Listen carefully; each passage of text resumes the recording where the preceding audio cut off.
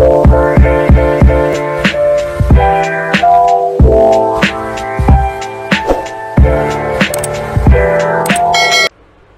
buka materi pada video ini. Assalamualaikum warahmatullahi wabarakatuh. Salam Om Swastiastu, Namo Buddhaya, salam kebajikan. Anak-anak apa kabar? Semoga kalian baik-baik saja, selalu dalam lindungan Allah SWT, Tuhan Yang Maha Esa.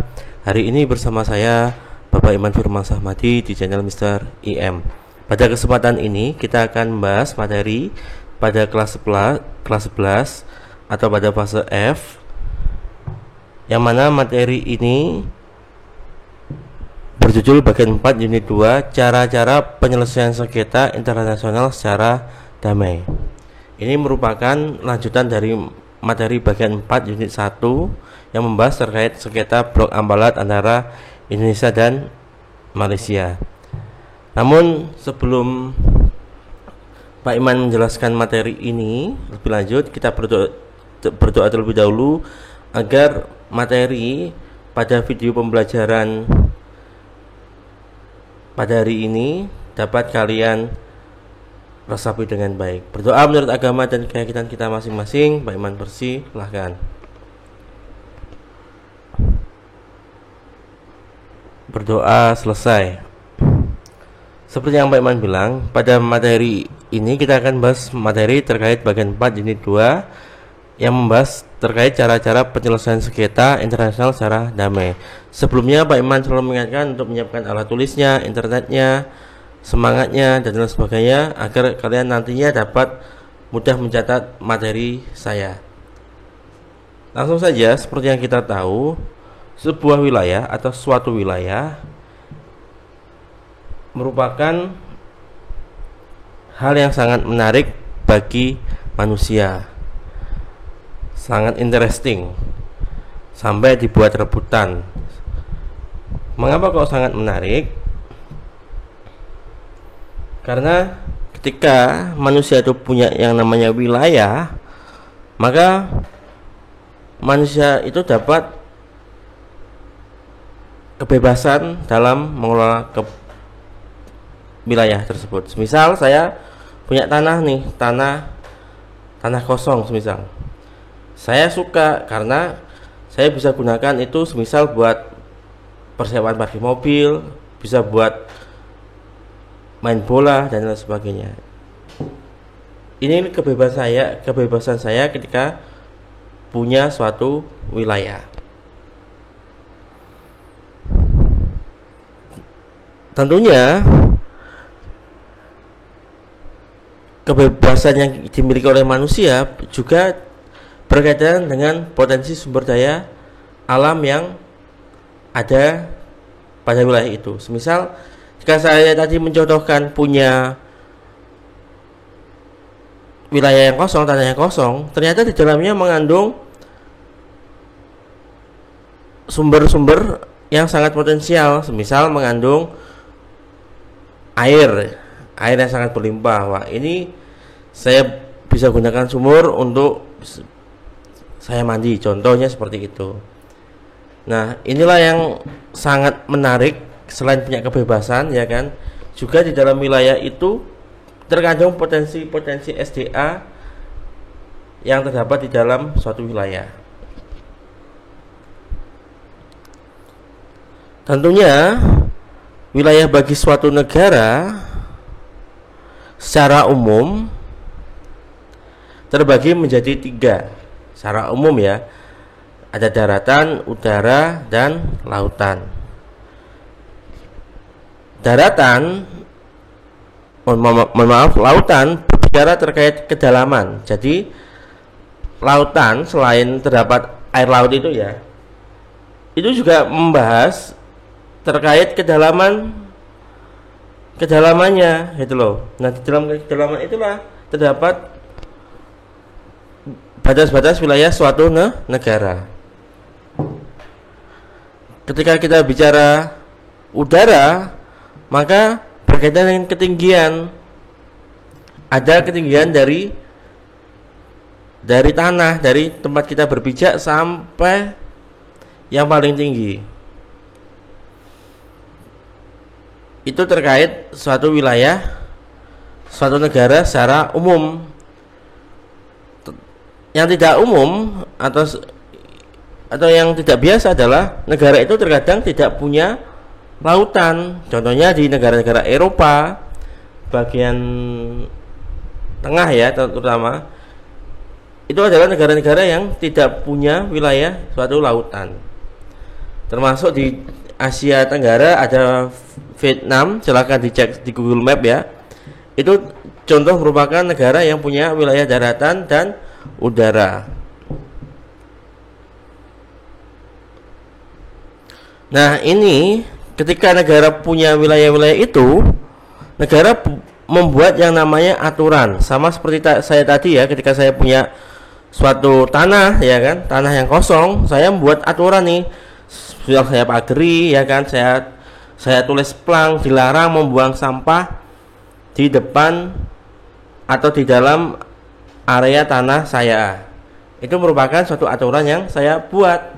Sama, negara juga membuat suatu aturan-aturan yang membahas terkait wilayah baik daratan, udara maupun lautan.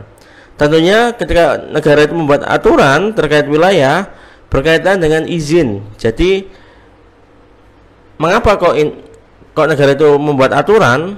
Karena agar negara lain ketika ingin melintasi atau memasuki wilayah suatu negara harus izin terlebih dahulu.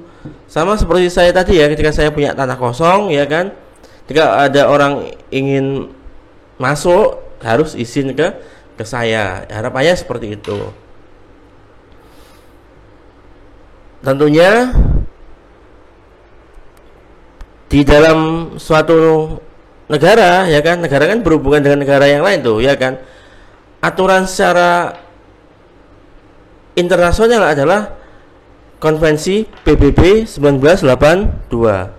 Konvensi PBB 1982 itu membahas batas wilayah yang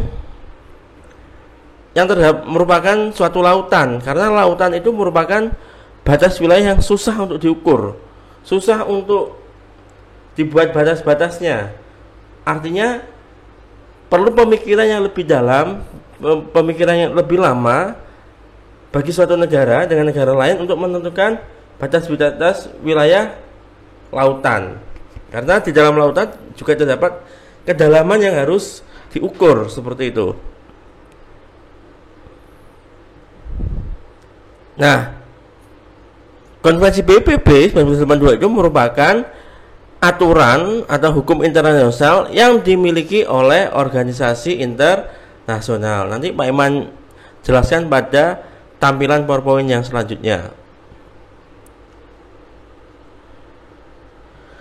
Tentunya ketika kita punya suatu wilayah ya, atau suatu negara punya suatu wilayah itu tadi, ini rawan konflik yang berkaitan dengan wilayah. Konfliknya apa? Tentunya konflik dengan antar negara, yang mana konflik antar negara itu dapat dikatakan dengan sengketa internasional. Tentunya penyelesaian ini ada dua, ada secara damai dan secara paksa. Nanti akan Bapak jelaskan atau Pak Iman jelaskan pada PowerPoint selanjutnya. Nah, selanjutnya di PowerPoint selanjutnya. Nah, ini semisal tadi saya bicara ada Konvensi PBB 1982. Konvensi ini semua merupakan suatu hukum internasional atau aturan secara internasional. Artinya disepakati antara negara satu dengan negara yang lainnya. PBB merupakan organisasi internasional. Kan di situ kan ada kata PBB. PBB merupakan organisasi internasional. Yang menjadi pertanyaan, siapakah subjek hukumnya siapa? Jika ada yang tahu silakan diketik di kolom komentar yang ada di YouTube, nanti akan ada nilai tambahan. Nah, Konvensi PBB 1982 merupakan atau dapat dikatakan sebagai hukum laut karena membahas terkait apa yang terdapat di dalam laut itu, termasuk juga kedalamannya. Ya, Konvensi PBB 1982 berbicara terkait hukum laut atau lebih dikenal dengan UNCLOS 1982. Nama kerennya adalah UNCLOS 1982.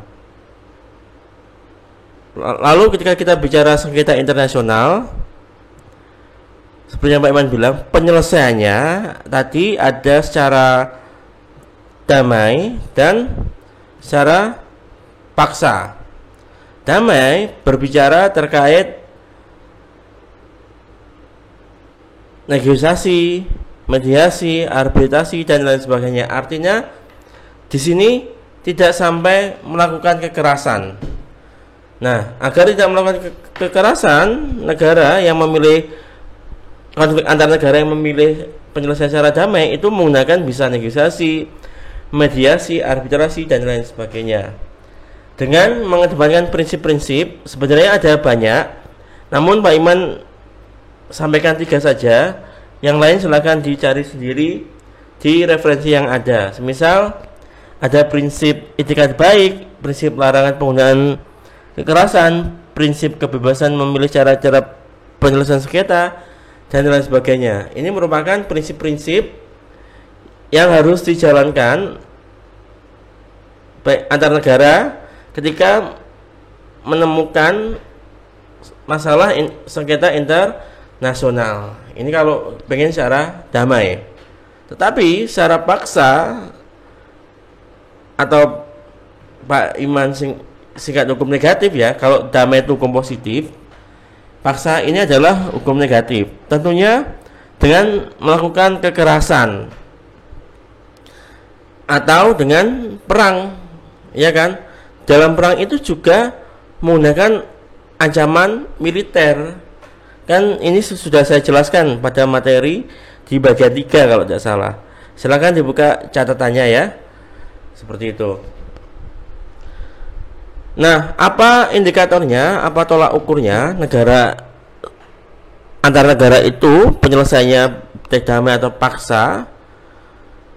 Tentunya indikatornya adalah suatu kesepakatan. Ada nggak kesepakatan yang sudah tercapai antara kedua belah pihak? Jika ada kesepakatan, maka jalan damai pasti ada. Tetapi kalau sudah tidak menemukan titik kesepakatan antar kedua belah pihak, maka terjadilah penyelesaian secara paksa atau negatif itu tadi.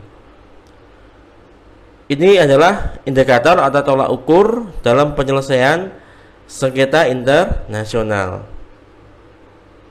Selanjutnya kita akan membahas lebih dalam, lebih jauh terkait UNCLOS tadi ya, atau hukum laut itu tadi. UNCLOS ini berbicara terkait zona maritim ya, zona maritim yang dimiliki oleh negara satu dengan negara yang lain dengan status hukum yang berbeda-beda. Maksudnya tadi kan negara punya aturan ya, ketika negara punya wilayah ya kan, negara kan punya aturan antara satu dengan yang lainnya. Agar mereka tahu, agar negara yang lain itu tahu, maka diwadahi dalam UNCLOS 1982. Itu maksudnya ya. Tentunya zona maritim ini dibagi menjadi 2, ada zona di bawah yurisdiksi nasional dan zona di luar yurisdiksi nasional. Silakan dicari di referensi yang lainnya. Jika digambarkan maka akan seperti ini. Jadi suatu wilayah negara itu kan yang punya lautan itu pasti punya pantai. Pantai sampai terus itu ada kedalaman. Nah, ini yang diatur di dalam UNCLOS 1982 yang berbicara terkait zona maritim itu tadi. Ini gambaran sederhananya seperti yang Pak Iman tampilkan pada video ini. Selanjutnya Ini ya, negara kita, negara Indonesia tercinta, kita tahu bahwasanya negara kita kepulauan, artinya banyak sekali pulau-pulau yang kita miliki dari Sabang sampai Merauke. Pada awal kemerdekaannya, karena negara kita negara kepulauan, maka punya batas wilayah laut. Nah, di awal kemerdekaannya ini, batas wilayah lautnya itu membuat aturan 3 mil laut dari garis pantai setiap pulau. Seiring perkembangan zaman, maka muncullah konsep Nusantara. Mengapa kok ini tidak berlaku? Karena dianggap ketika awal kemerdekaan itu merupakan hasil produk dari negara jajahan. Karena rakyat kita, negara kita terus berpikir, kok hanya 3 mil saja ya? Maka dikembangkan dengan membuat yang namanya konsep Nusantara. Ini dituangkan pada deklarasi Juanda. Secara konsep, deklarasi Juanda ini muncul pada tanggal 13 Desember 1957 dengan menyatakan bahwasanya batas wilayah laut negara kita adalah 2 juta kilometer persegi dari daratan. Nah, ketika tanggal 18 Februari 1960 ini deklarasi Juanda dikukuhkan dalam peraturan perundang-undangan. Artinya deklarasi Juanda dimuatkan atau dibuatkan suatu undang-undang nomor 4 tahun 1960 terkait perairan Indonesia. Namun lagi-lagi seiring perkembangan zaman ini tidak berlaku karena muncul Undang-Undang Nomor 6 Tahun 1966 yang mengatakan bahwasanya batas wilayah laut negara kita 5,1 juta kilometer persegi dari daratan. Nah, inilah yang pada akhirnya disetujui oleh UNCLOS itu tadi sebagai hukum internasional yang dimiliki suatu organisasi internasional. Jadi ada 3 perubahan. Pertama ada 3 mil laut, yang kedua 2 juta kilometer persegi dari daratan, yang terakhir adalah 5,1 juta kilometer dari daratan. Sehingga kita simpulkan bahwasanya wilayah negara kita terdiri dari zona ekonomi eksklusif, zona laut teritorial, dan zona landas kontinen. Silakan dicari literasi sendiri pada referensi-referensi yang ada. Saya rasa cukup sampai di sini materi bagian 4 unit 2. Jika ada yang tanyakan, silakan diketik di kolom komentar yang ada di YouTube. Pak Iman akhiri. Terima kasih, pesan saya selalu rajin belajar, berlaku yang baik, hormati guru dan orang tua kalian, ya. Jangan malas-malasan belajar. Terima kasih. Akhir kata, wassalamualaikum warahmatullahi wabarakatuh. Salam, Om Swastiastu, Om Namo Buddhaya, salam kebajikan. Tetap semangat belajar menuju Indonesia yang kuat dan sehat. Terima kasih.